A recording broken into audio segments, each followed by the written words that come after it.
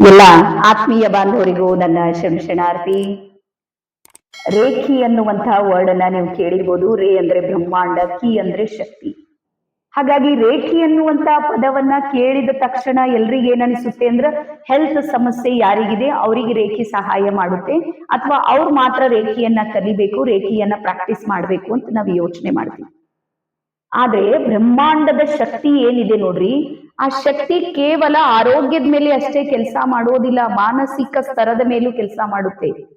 ಹಾಗಾಗಿ reiki total ನಮ್ಮ life ನ 7 ಏರಿಯಾಗಳನ್ನ ಹೀಲ್ ಮಾಡುತ್ತೆ, ಆಕ್ಟಿವ್ ಮಾಡುತ್ತೆ, ಎನರ್ಜೆಟಿಕ್ ಮಾಡುತ್ತೆ.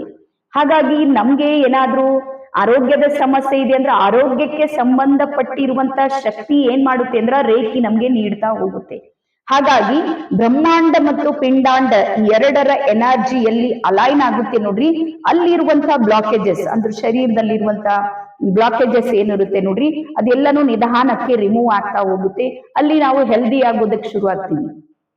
ಇದು ಒಂದು ಕಡೆ. ಅದಾದ ನಂತರ ಎರಡನೇದು ಬರುತ್ತೆ ಹೆಲ್ತ್ ನ ಸಮಸ್ಯೆ ಎಷ್ಟಿದೆ ನೋಡ್ರಿ, ಅದಕ್ಕಿಂತಾನು ಜಾಸ್ತಿ ಇವತ್ತು ನಮ್ಮ ಸಮಾಜದಲ್ಲಿರುವ ಸಮಸ್ಯೆ ಯಾವುದು ಅಂದ್ರ ಹಣಕಾಸಿನ ತೊಂದರೆ, ಫೈನಾನ್ಸಿಯಲ್ ಸ್ಟ್ರಗಲ್ ಆಗೋದು. ಹಾಗಾದ್ರೆ ರೇಖಿಯಲ್ಲಿ ಫೈನಾನ್ಸಿಯಲ್ ಸ್ಟ್ರಗಲ್ಗೆ ಯಾವ ರೀತಿ ನಮ್ಗೆ ಸಪೋರ್ಟ್ ಸಿಗುತ್ತೆ ಅಂದ್ರ, ನಮ್ಗೆ ಫೈನಾನ್ಸಿಯಲ್ ಆಗಿ ಒಂದು ವಿಚಾರವನ್ನ ನಾನು ನಿಮ್ಗೆ ಹೇಳ್ತೀನಿ. ನಮ್ಮ ಹತ್ರ ಹಣ ಬರೋದಿಲ್ಲ ಅಂತ ಪ್ರಾಬ್ಲಮ್ ಇಲ್ಲ, ಹಣ ಬರ್ತಾ ಇದೆ. ಆದ್ರೆ ಬಂದಿರೋ ಹಣ ಇದೆ ನೋಡ್ರಿ, ಅದು ಉಳಿತಾ ಇಲ್ಲ. ಅಂದ್ರೆ ಎಲ್ಲೋ ಒಂದ್ ಕಡೆ ಲೂಪ್ ಜಾಸ್ತಿ ಇದೆ, ಹೋಗ್ತಾ ಇದೆ ಹೋಗ್ತಾ ಇದೆ ಹೋಗ್ತಾ ಇದೆ. ರೇಖಿಯಲ್ಲಿ ಏನಾಗುತ್ತೆ ಅಂದ್ರೆ ಯಾವಾಗ ನೀವು ಹೀಲಿಂಗ್ ಅನ್ನ ಶುರು ಮಾಡ್ತೀರಿ, ಸೆಲ್ಫ್ ಹೀಲಿಂಗ್ ಅನ್ನ ಮಾಡೋದಕ್ಕೆ ಶುರು ಮಾಡ್ತೀರಿ, ನಿಮ್ಮ ಮೂಲಾಧಾರ ಏನಾಗುತ್ತೆ ಅಂದ್ರೆ ಆಕ್ಟಿವೇಟ್ ಆಗುತ್ತೆ. ಯಾವಾಗ ಮೂಲಾಧಾರ ಚಕ್ರ ಆಕ್ಟಿವೇಟ್ ಆಗುತ್ತೆ, ನಿಮಗಿರುವಂತಹ ಹಣಕಾಸಿನ ತೊಂದರೆ ಏನಿದೆ ನೋಡ್ರಿ, ಅದು ನಿಧಾನಕ್ಕೆ ಕಡಿಮೆ ಆಗ್ತಾ ಬರುತ್ತೆ. ನಿಮಗೆ ಹಣ ಗಳಿಕೆಯ ಸಾಕಷ್ಟು ಮಾರ್ಗಗಳು ನಿಮ್ಮ ಎದುರಿಗೆ ತೆರೆದುಕೊಳ್ತಾವೆ, ಅದು ತೆರೆಯುತ್ತೆ. ಸೊ ಹಾಗಾಗಿ ಇಲ್ಲಿ ಎರಡನೇ ಸಮಸ್ಯೆಗೂ ಸಮೇತ ನಾವು ಪರಿಹಾರವನ್ನ ನೋಡ್ತಾ ಇರ್ತೀವಿ.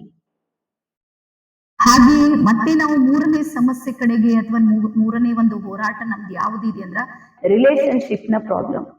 ಇವತ್ತು ಎಲ್ಲದಕ್ಕಿಂತ ಅತಿ ಗಂಭೀರವಾಗಿರುವಂತಹ ವಿಷಯ ಯಾವುದು, ಯಾವ ಸಂಸ್ಕೃತಿ ಇಡೀ ಜಗತ್ತನ್ನ ನಾವು ಮಾದರಿಯಾಗಿ ಇಟ್ಕೊಳ್ತಿದ್ದೀವಿ, ಅದು ಸ್ಪೆಷಲಿ ರಿಲೇಶನ್ಶಿಪ್ ನಲ್ಲಿ.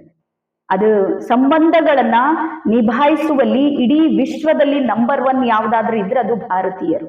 ಆದ್ರೆ ಅದೇ ಭಾರತೀಯರ ಸ್ಥಿತಿಗತಿ ಇವತ್ತೇನಾಗಿದೆ, ರಿಲೇಶನ್ಶಿಪ್ ಅನ್ನ ನಾವೇನಾದ್ರೂ ಫೋಕಸ್ ಮಾಡಿದ್ರ ಪ್ರತಿ ಮನೆಯಲ್ಲೂ ಸಮೇತ ಒಂದಲ್ಲ ಒಂದು ತೊಂದರೆಗಳಿಂದ ಅವರೆಲ್ಲರೂ ಏನ್ ಮಾಡ್ತಾ ಇದ್ದಾರೆ, ಬಳಲ್ತಾ ಇದ್ದಾರೆ.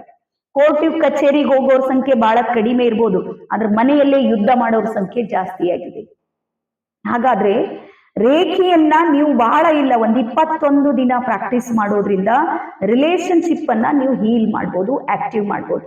ಎದುರಿನ ವ್ಯಕ್ತಿಯಲ್ಲಿರುವಂತಹ ಅಂದ್ರೆ ನಮ್ಮ ಎದುರಿರುವಂತಹ ವ್ಯಕ್ತಿಯ ಅಪೇಕ್ಷೆ ಏನಿದೆ, ನಮ್ಮಿಂದ ಅವರಿಗೆ ಯಾವ ಸಹಕಾರ ಬೇಕು ಅಂತ ನಮ್ಗೆ ಅರ್ಥ ಆದ್ರೂ ಸಮೇತ ನಾವು ರಿಲೇಶನ್ ಅನ್ನ ಬಾಂಡ್ ಮಾಡ್ಬೋದು.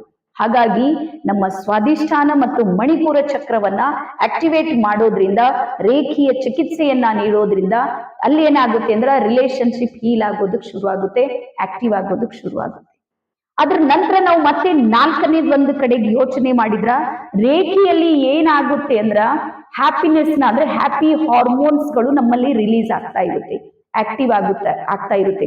ಆ ಡೊಪಮೈನ್ ಇರ್ಬೋದು, ಸೆರೋಟೋನಿನ್ ಇರ್ಬೋದು, ಆಕ್ಸಿಟೋಸಿನ್ ಇರ್ಬೋದು, ಎಂಡೋರ್ಫಿನ್ ಇರ್ಬೋದು, ಈ ಎಲ್ಲಾ ಹ್ಯಾಪಿ ಹಾರ್ಮೋನ್ಸ್ ಗಳಿಗೆ ನೋಡ್ರಿ ನಮ್ಮ ಬ್ರೈನ್ ನ ವೇವ್ಸ್ ಗಳಲ್ಲಿ ಆಕ್ಟಿವ್ ಆಗಿ ವರ್ಕ್ ಮಾಡುವಾಗ ವ್ಯಕ್ತಿ ಬಹಳ ಸುಖಿಯಾಗಿ, ಬಹಳ ಆನಂದವಾಗಿ ತನ್ನ ಸಮಯವನ್ನ ಕಳೆಯೋದ್ರ ಜೊತೆಗೆ ಇಡೀ ಮನೆಯ ವಾತಾವರಣ ಇದೆ ನೋಡ್ರಿ, ಅದು ಹೊಸ ನವ ಚೈತನ್ಯದಿಂದ ತುಂಬೋದಕ್ಕೆ ಸಾಧ್ಯ ಇದೆ. ಹಾಗಾಗಿ ಮನೆಯಲ್ಲಿ ಒಬ್ರು ರೇಖಿ ಕಲ್ತ್ರೆ ಸಾಕು, ಆ ಹ್ಯಾಪಿ ಹಾರ್ಮೋನ್ಸ್ ಗಳಿರುತ್ತೆ ನೋಡ್ರಿ, ಇಡೀ ಕುಟುಂಬಕ್ಕೆ ಒಂದು ಮಾಡುವಲ್ಲಿ ಅದು ಸಹಾಯ ಮಾಡುತ್ತೆ.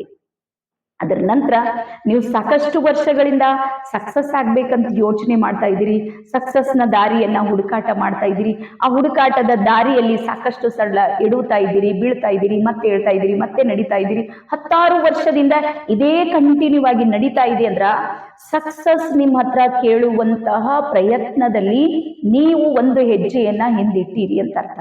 ಹಾಗಾಗಿ ಪ್ರತಿಯೊಂದು ಸಾಧನೆ ನಮ್ಮಿಂದ ಏನ್ ಕೇಳುತ್ತೆ ಅಂದ್ರ ಅದಕ್ಕೆ ಸಂತೃಪ್ತವಾಗುವಷ್ಟು ಸಮಯ ಕೇಳುತ್ತೆ, ಪ್ರಯತ್ನ ಕೇಳುತ್ತೆ.